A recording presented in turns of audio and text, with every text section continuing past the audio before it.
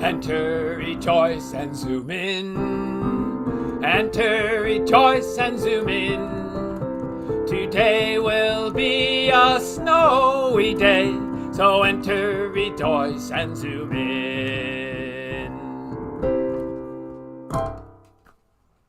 Well, good morning, everyone, on this snowy morning, on this time of just such incredible turbulence in the world. You are welcome to the Unitarian Universalist Church of Canandaigua. We are a group of spiritual free thinkers who gather to celebrate life, build community, and better the world. Wherever you are on your spiritual journey, you are welcome here. I am the Reverend Cindy Terlazzo.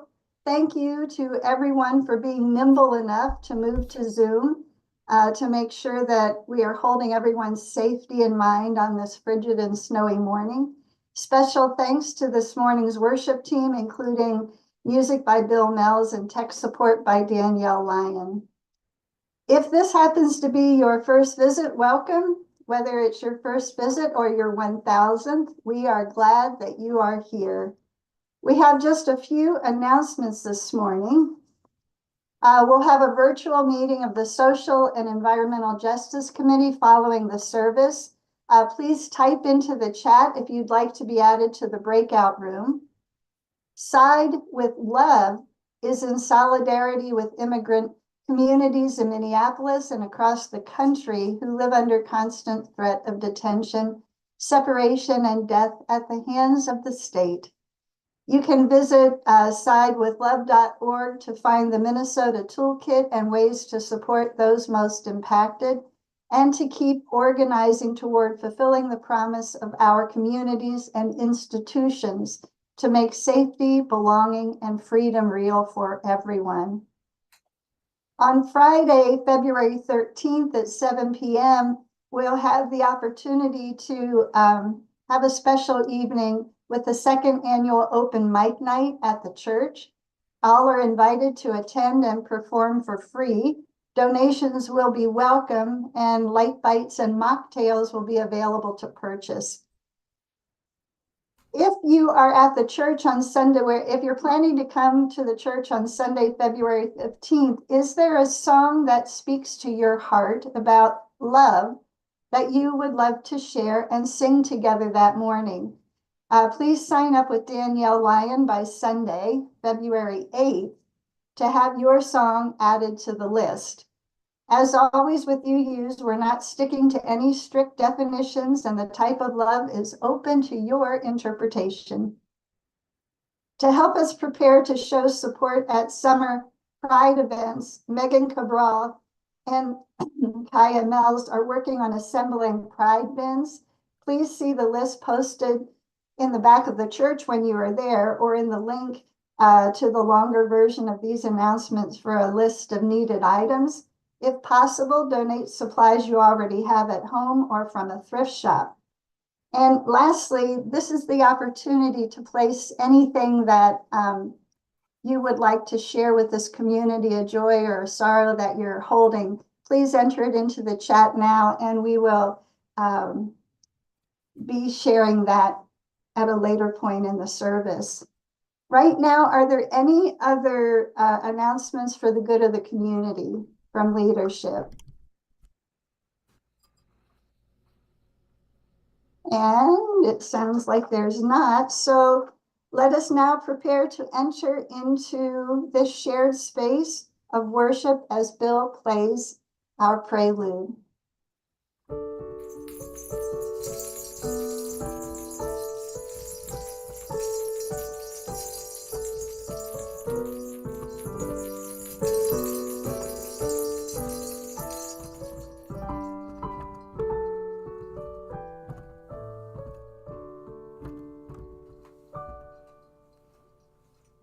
So I invite you to join with me in our chalice lighting words. I know a lot of you know them by heart, and I think maybe they're going to be posted on the screen. If not, I will say them aloud.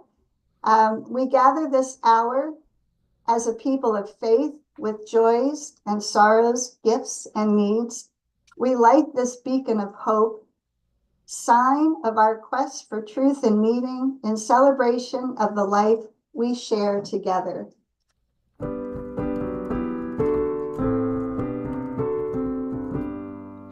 From all that dwell below the skies, let faith and hope with love arise.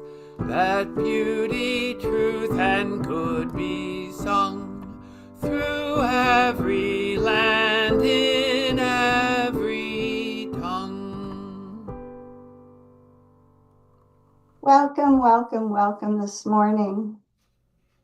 From the great beyond or the deep within, we hear the call to listen with care, to listen to the voice that tells you today is the day, now is the time, to trust the call, to take a leap, to let go of all that holds you back from answering your heart's deepest desire. We hear the call from beyond and deep within, and in this we are not alone. Come, let us worship together. And now you'll all be invited to sing along. We'll have everybody on mute because that's the way Zoom works. For our opening hymn, number 86, Blessed Spirit of My Life. So as soon as those lyrics are on the screen, Bill, you can go ahead.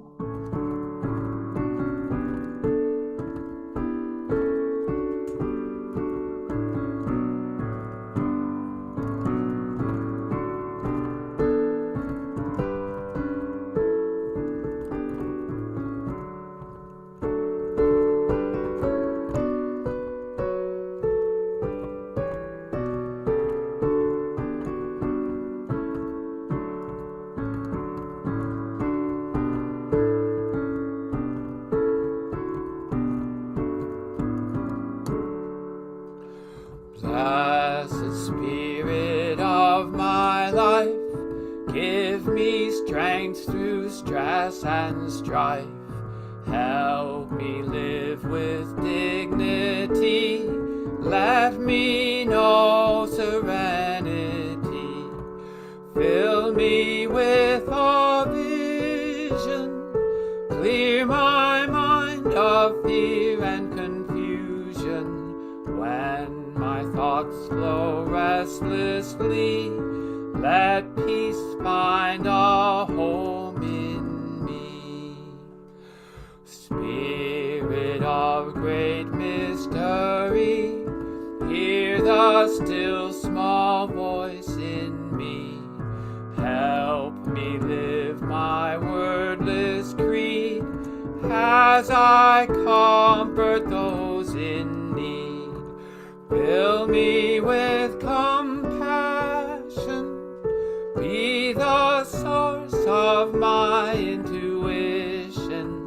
And when life is done for me, let love be my legacy.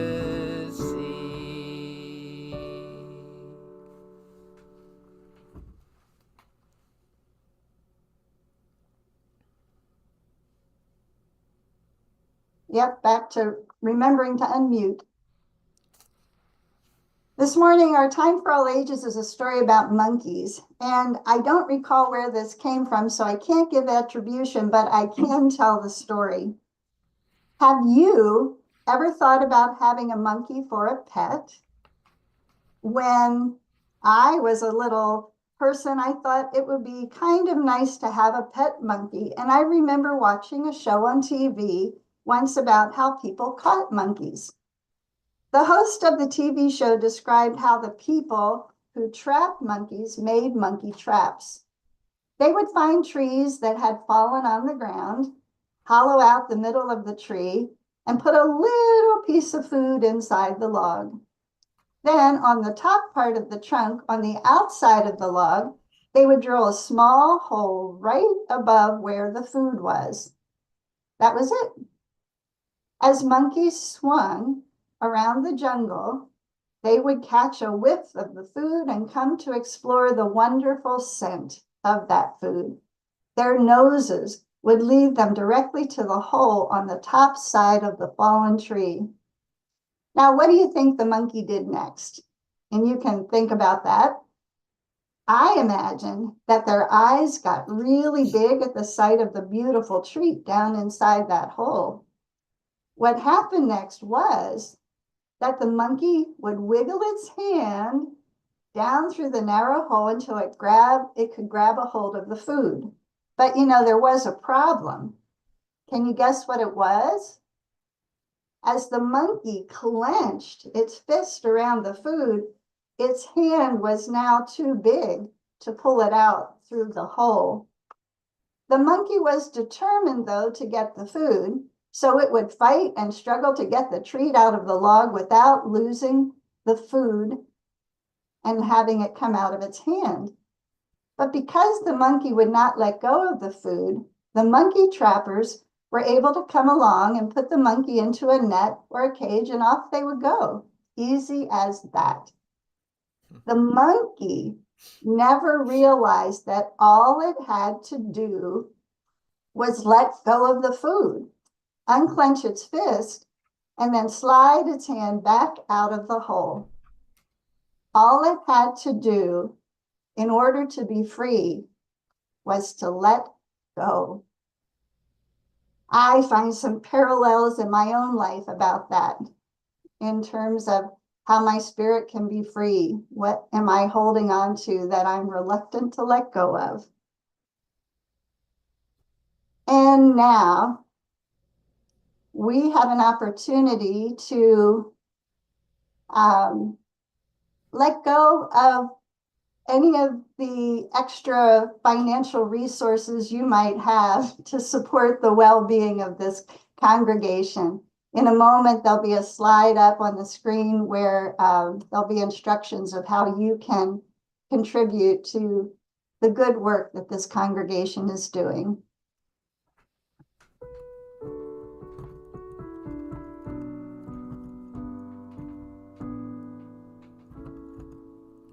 I know this rose will open. I know my fear will burn away. I know my soul will unfurl its wings. I know this rose will open.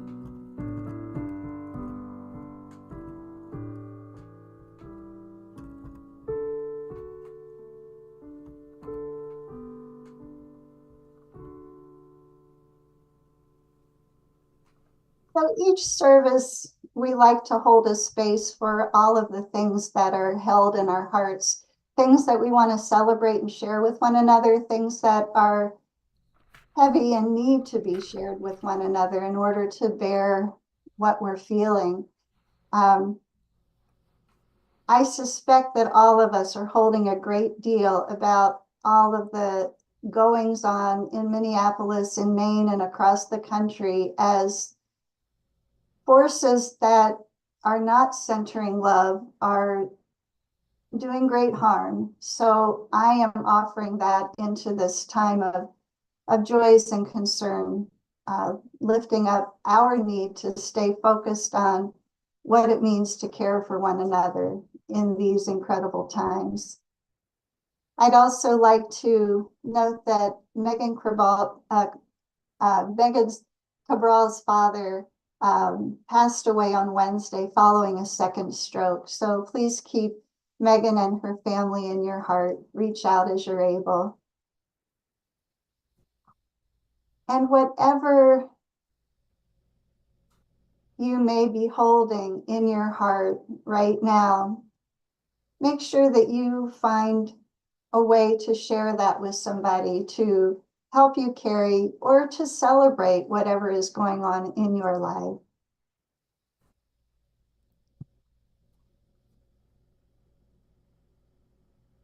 And we'll just breathe together for a few moments as we think that and know that we are all with you. Every one of us have created this community together. We are with you.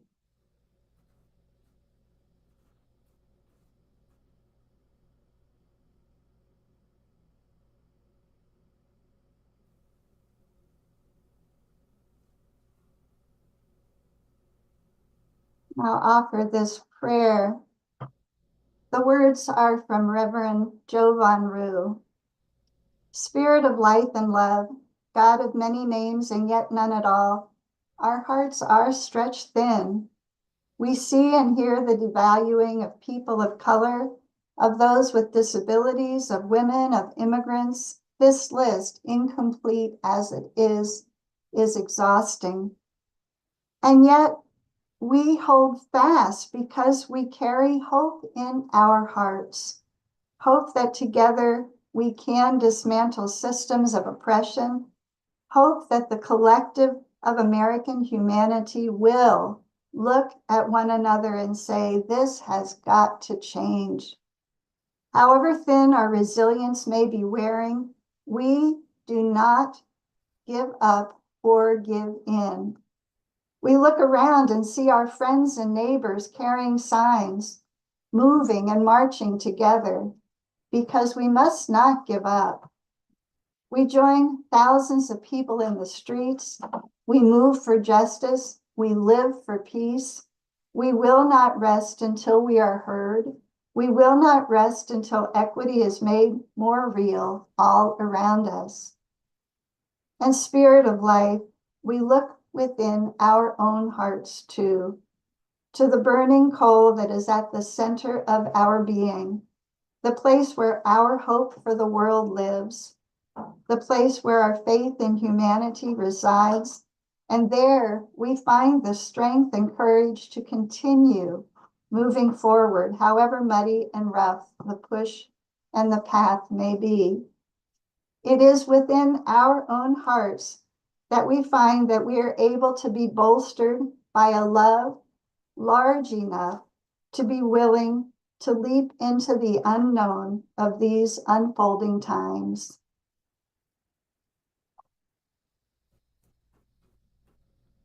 Let us breathe together.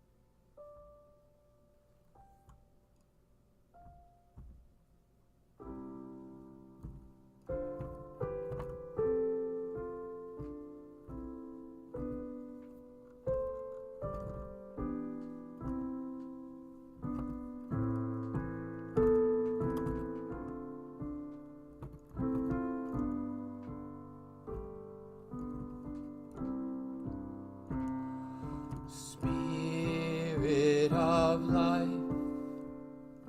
come unto me. Sing in my heart all the stirrings of compassion. Blow in the wind, rise in the sea, move in the hand, giving life the shape of justice. Roots hold me close, wings set me free. Spirit of life, come to me, come to me.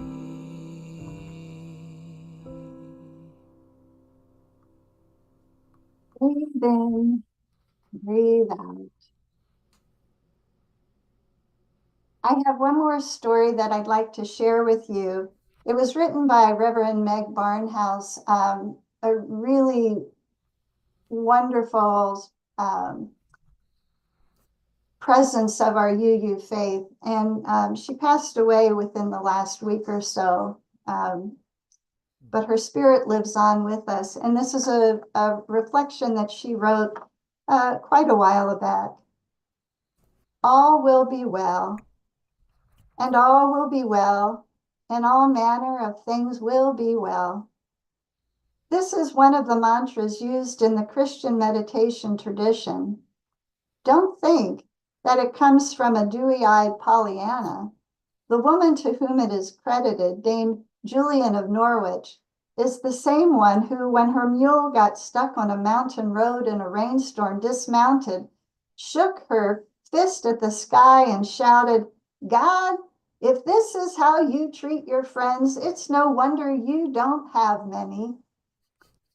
And I think that it's also useful to note that Julian lived during the time of the Black Death, political suppression, and the peasants' revolt. And her own life was seriously threatened by illness in her early 30s. So this is the context from where she writes these words. Meg goes on to say, lately I have been experimenting with repeating all will be well, and all will be well, and all manner of things will be well. I try it out in different situations. Sometimes I feel stupid affirming that all will be well. What about things that aren't well and don't look like they're ever going to be well? It's hard to see the whole picture from where I stand at this moment in my life. I can't tell in the grand scheme of life whether things are turning out well or not. To affirm that all will be well and all will be well and all manner of things will be well is difficult for me. There are child abusers and torturers and illness and oil spills and a multitude of other horrors in this world. Here's what I do know, though. I know that I have a choice between hope or despair when viewing the world and my future. Each choice has equal evidence in its favor. Each is affirmed and underscored by my life experience. How do I decide between them? I chose the one that brings the most joy, the most healing. I choose the one that brings the most compassion to my life and to the world. When I despair, I am no good to anyone. I stop functioning well. I drag through the days. I deal with horrors that haven't even happened yet. I don't enjoy my children, food, or any of the other dazzling pleasures of my life. When my mother was dying of cancer, she said to me, "Meggie, everything that happens to me is good." That was a statement of her faith. I was a cynical 23-year-old seminary student. My mother's faith sounded naive and silly. I was in despair over her suffering. Suddenly, it seemed presumptuous to despair over her suffering when she was choosing not to.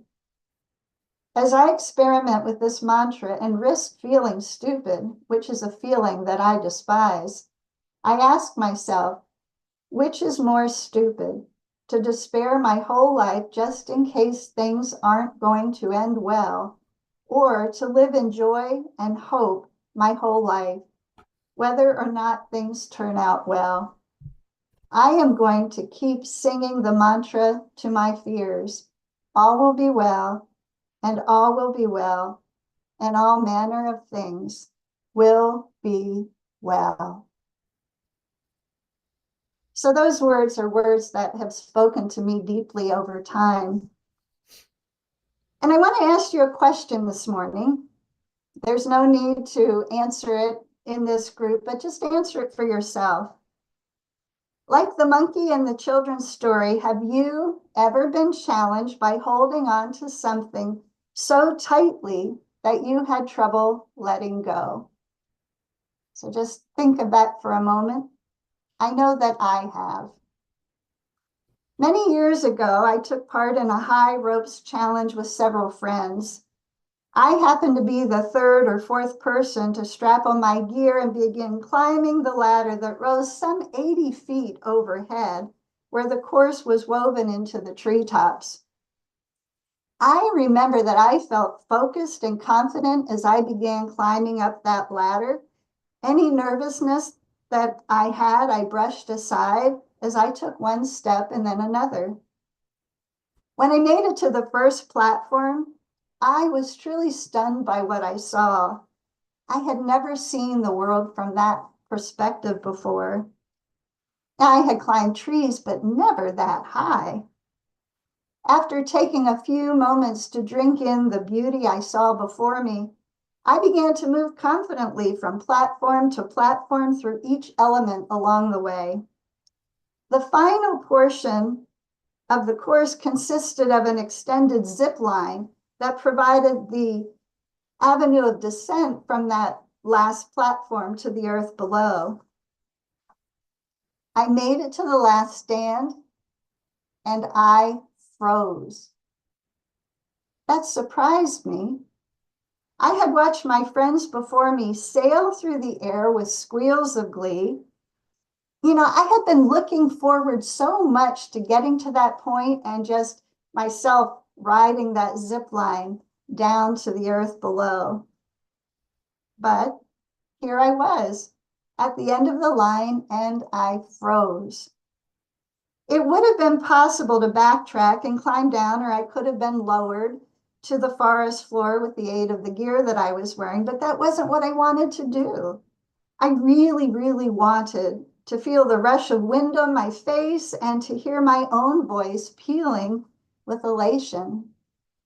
But I was afraid.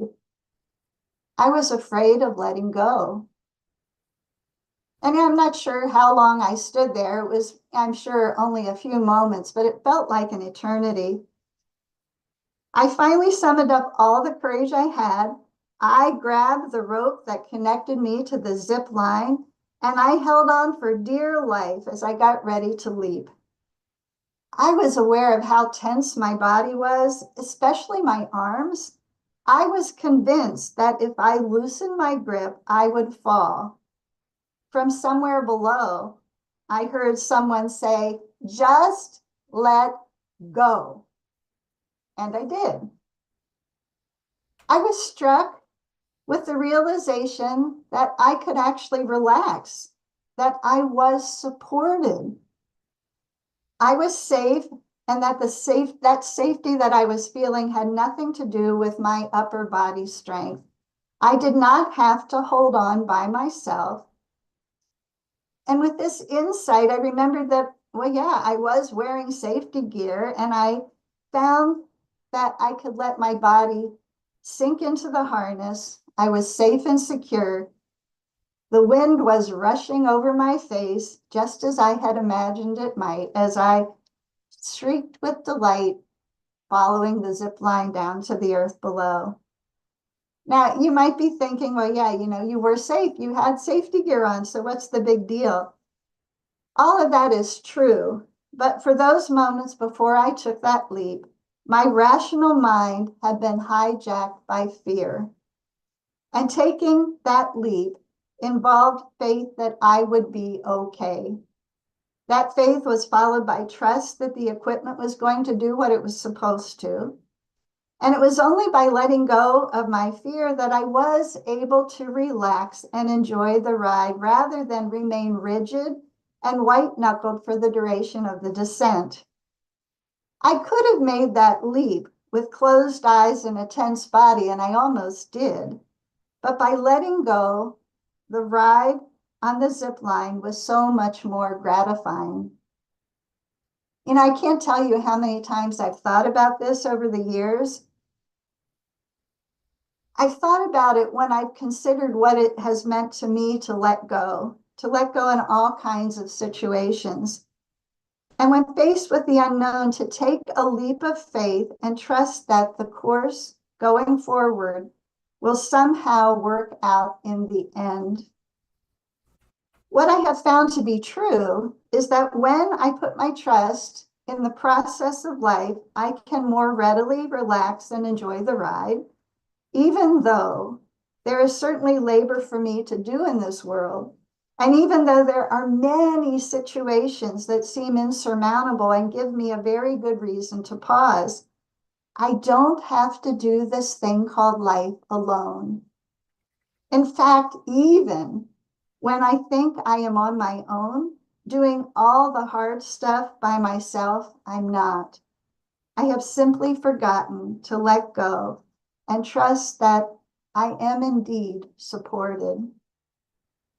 I think one of the reasons that this story holds such significance for me is because I did literally take a leap of faith. To me, the imagery is not only symbolic, it was literal. There are many, many times in life and many ways in which we are called, we are pushed or prodded to let go of something as we step into the unknown. There are many times when we need to take that metaphoric or literal leap in all kinds of situations. It might be moving to a new area. It might be dealing with a health challenge, taking a different job. It might be a relationship that has changed, for entering one that you were anticipating or leaving one that you have very mixed feelings about. There are currently so many ways to let go and trust that we are being supported in this tremendous time of tumult in this country. Some moments are bigger than others, but every day we are taking many leaps of faith. We're stepping into a future that is yet to be. We're letting go of what is in order to make room for what will be. And in those instances, in some fashion, I truly believe that we are supported. The trick, I think, is to trust that the support is present even when we can't see it. Writer and teacher Ashley Turner commented, "To surrender is to trust something greater than ourselves, which allows us to deepen our trust in the universe." She went on to quote Einstein, who is attributed with saying, "I think the most important question facing humanity is the universe a friendly place? This is the first and most basic question all people must answer for themselves." So I think what he's really saying is, do you believe that the universe is for you, or is it out to get you? Turner concluded by saying the following, and I think this is a pretty important thing to consider. She says, "As we begin to trust, we move out of the thinking, logical mind and into the realm of spirit. A spiritual perspective invites us to see beyond form. We trust the unknown and unseen. We allow the heart and our intuition to guide us and to let go of our need to assume, control, manipulate, and define." And this is a big deal, right? Choosing to trust the unknown, the unseen, can be incredibly difficult, particularly during times like we're living in now. But the idea of being supported is reflected in our principles. The seventh UU principle asks that we have respect for the interdependent web of all existence of which we are a part. I think that phrase, all existence, covers a lot of territory. If we take these words to have any value, if we believe that we are a part of such a web of interdependence, we surely are never alone. If we open our eyes to this as being true, we are invited to trust that support is ever near, but it may require that we let go of our particular version of how things should be in order to see how things are. We need to surrender to what is, to let go of what was, and to have faith in what will be. Buddhist teacher Ajahn Chah says, if you let go a little bit, you will have some peace. If you let go a lot, you will have a lot of peace. If you let go completely, you will have complete peace. And that, I think, is quite a stretch, but something to work towards. Despite what the current administration is doing in this country and the world today, I am choosing to operate from an underlying sense that the world is ultimately a place worthy of being trusted. This has become an active everyday practice for me. And I'll tell you, with what I have heard from our colleagues, my colleagues, our fellow faith leaders, and the people living in Minneapolis, that is so very true. The way that they have come together to support one another is a model for all of us. Even with that, I know that such trust can be sorely tried. The events of our lives may have given us many reasons not to trust. Our capacity to trust can be profoundly challenged as we get caught up in daily news cycles. But in spite of the tumult, I have chosen to answer the question, is the universe friendly, in the affirmative? I think that when we find ourselves devoid of trust, we enter realms of fear and uncertainty. If we hold on too long and too hard to those feelings of fear and uncertainty, we end up building walls rather than bridges. When we relate to life events with fear and uncertainty as our main tools for living, we often don't see possibilities that may be available to us. I know that we all are coming at this from different angles, and that it will be up to each of us to determine how we choose to meet this moment that we're in and to consider such questions. I'm not suggesting that any of this is easy to do. We have excellent reasons for holding on. We hold on to ideas, people, circumstances, hopes, and dreams because their presence in our lives have been something that has served us in some fashion. Even our fear and pain and our problems. We often hesitate to make changes because the current level of suffering seems so much better than our fear of the unknown. And I think that it's useful to consider the difference between heart-centered trust and thoughtful trust versus blind trust, because we're living in a world that's becoming more and more difficult to determine what's real, what's true, and what's worthy of our trust. Yet for me, trust in that interdependent web is essential. You know, when I started a little while ago with this reflection, I asked if you had ever had trouble letting go of things. So I'd like to ask you another question now. What might you consider letting go of in order to make room for what is yet to come? So I'll just hold a little space for you to think about that.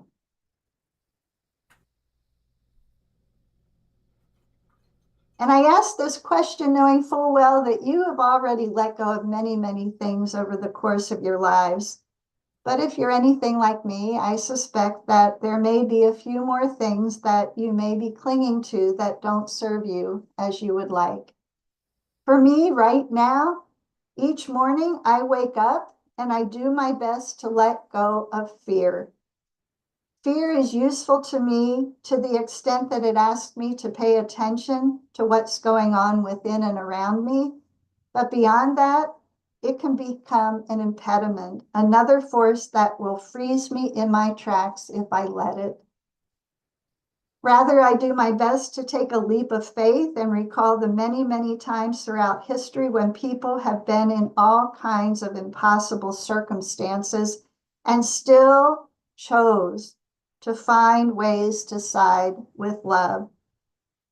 As I said before, like our friends and family are doing right now in Minneapolis and beyond, people placed in harm's way, finding ways to provide mutual aid, witness, and care, people committed to melting ice with salt, and SALT being an acronym for solidarity, action, love, and truth. Sometimes the leaps of faith we take are bold and apparent to anyone. Other times those leaps are very personal, inner work that reminds us of what our next right action may be. Letting go is a part of life. Every day, my practice is to continue to trust that I will be supported, however things unfold in the future. Change will happen. Some of it comes by invitation, other change comes unbidden. We have agency to determine how we respond when it arrives. We can resist or we can respond to it when it comes. We let go in order to discover happiness and peace, not to make ourselves impoverished in any way. Life will always be filled with complexities and the unknown. And the great thing, is that we have endless opportunities to practice letting go, whether it's a little bit or a lot. My prayer and my wish for all of us is that our days be filled with welcome change. And may you trust that the next leap of faith will hold gifts that are as yet unforeseen. And may it be so.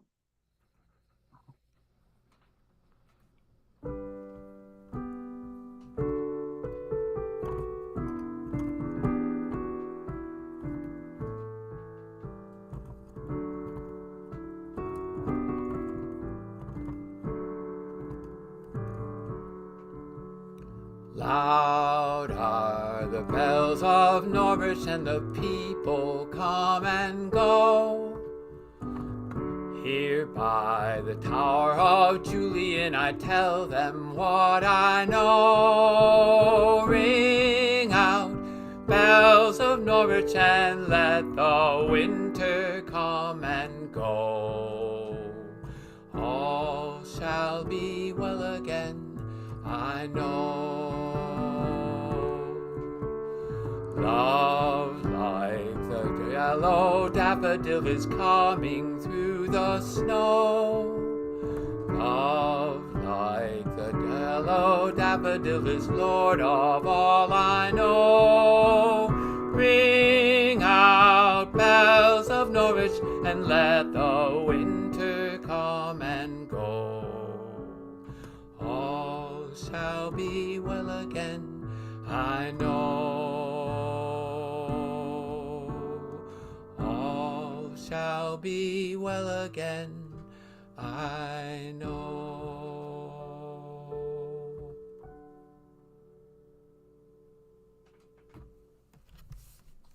Our closing words today are, I want to share a statement from Becca Good, the wife of Nicole Good, who was murdered earlier this month.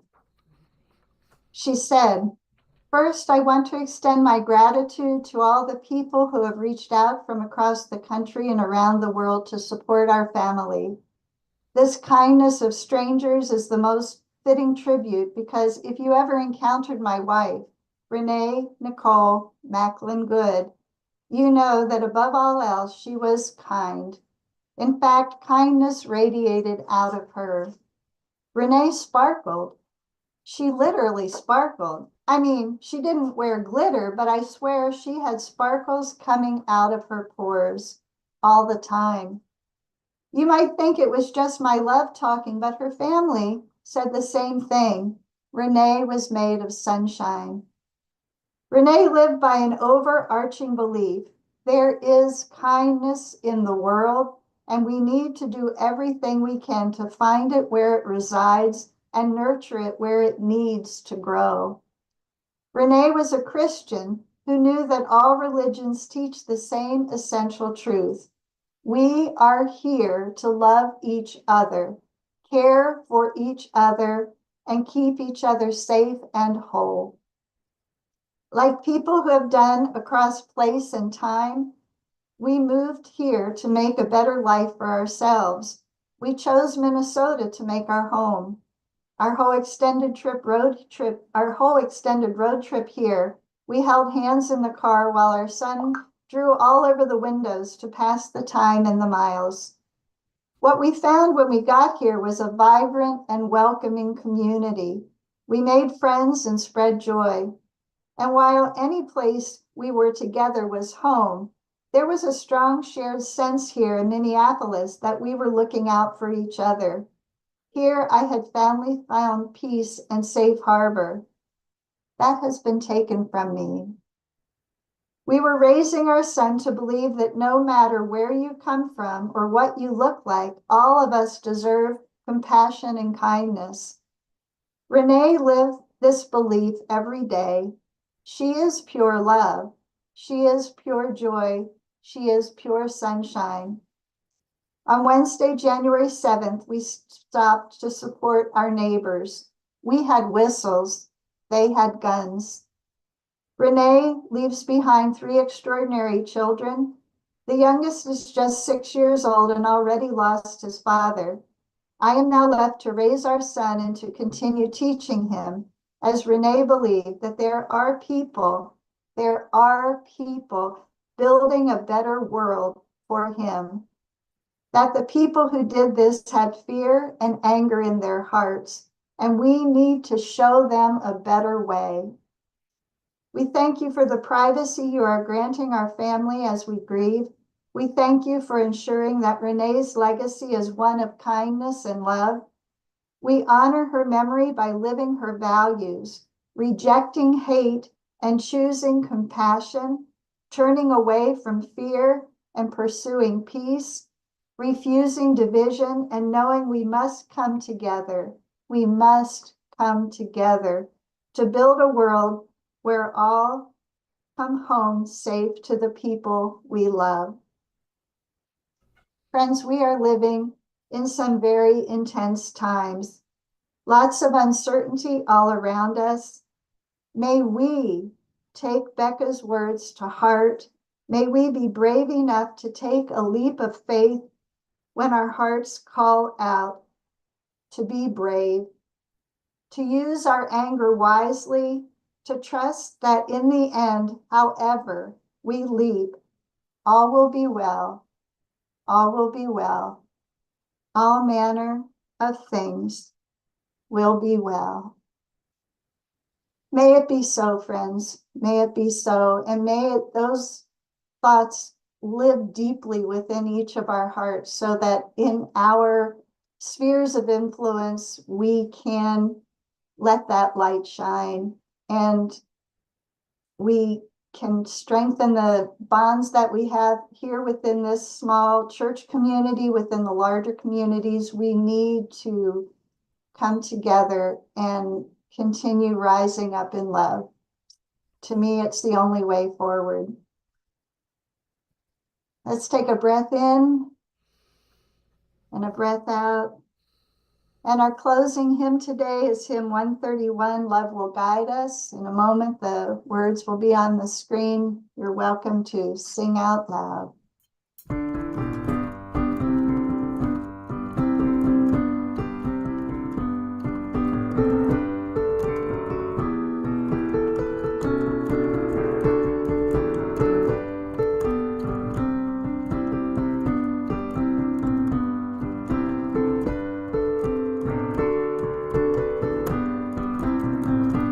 Love will guide us, peace has tried us, hope inside us will lead the way on the road from greed to giving.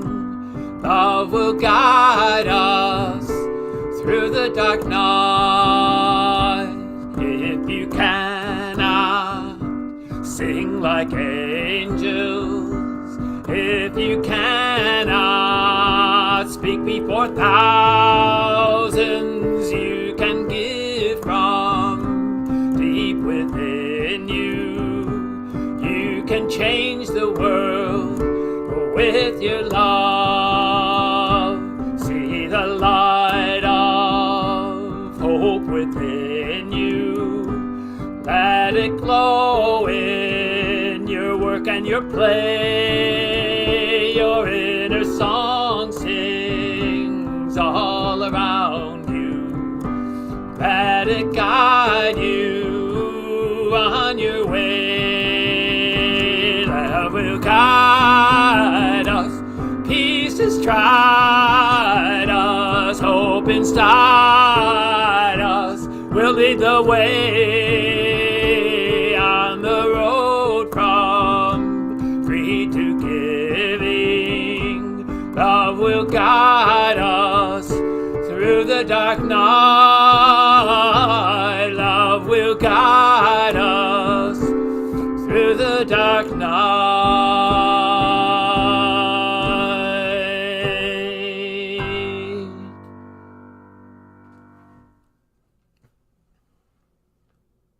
So before we extinguish the chalice, I want to remind you that in a moment you can turn your cameras on and wave to one another. Everyone is welcome to stay for a coffee social hour conversation or the Social and Environmental Justice Committee meeting. So if you haven't already indicated that you'd like to be a part of the social justice breakout, do so now. And now let us extinguish the chalice with these words repeated together. We extinguish this flame, but not the light of truth, the warmth of community, or the fire of commitment. These we carry in our hearts until we are together again. Friends, go forth today, stay warm, stay nimble with snow shoveling, and know that you are loved, and we've got our work to do. So however you go about